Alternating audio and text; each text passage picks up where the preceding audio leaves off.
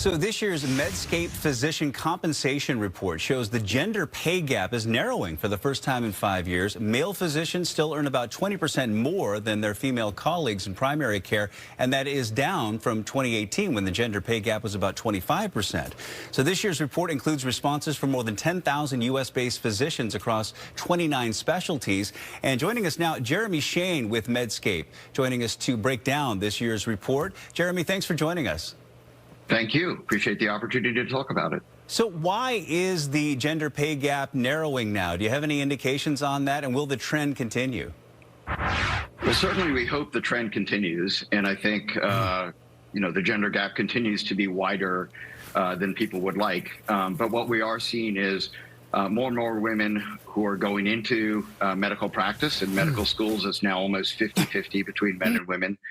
And there's recognition of that in the profession slowly and incrementally, particularly in the primary care physicians.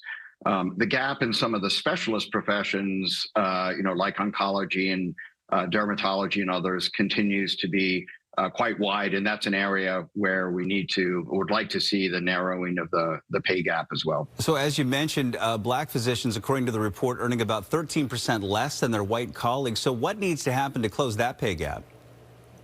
Well, there's certainly a lot institutionally and in medical schools that needs to be done there. But interestingly, actually, the difference in race and ethnicity is also a bit of a function of the gender gap. Black physicians is the one segment by ethnicity where there are more women physicians than men. And so the gap that you see between women and men plays out in that ethnicity as well. But definitely, black physicians are underrepresented in a lot of the primary care specialties, a lot of the areas where there's chronic disease and other areas. So that's an area that medical schools and the profession, I think, is increasingly going to need to pay attention to. Well, one thing that caught our eye here is that Washington is actually one of the states with the lowest physician salaries. Why is that, and how does that impact our state's healthcare system? That's a great question. Washington is an interesting state because it's got a lot of urban areas, but it's also got a lot of rural areas, and that can contribute to some of the pay gap. Some of the different associations amongst insurers and other accountable care organizations can impact that in Washington as well. But compensation by state is kind of an interesting mixed bag. Arizona and Massachusetts are lower compensation states as well, and some like Connecticut and Missouri are high compensation states. I think, just overall, the concern, I think, is, are we generating enough doctors, as people know, through the pandemic and afterwards?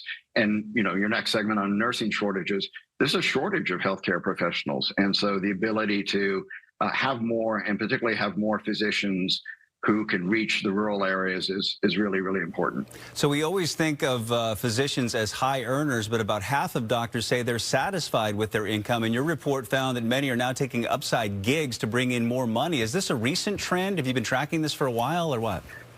We have. So the Medscape compensation reports have been going for over a decade, and this is a question we've asked about, particularly during the pandemic. And we saw this emerge during the pandemic, particularly when you saw the decrease in volume. People couldn't get to the hospitals when there were periods of lockdowns and so on.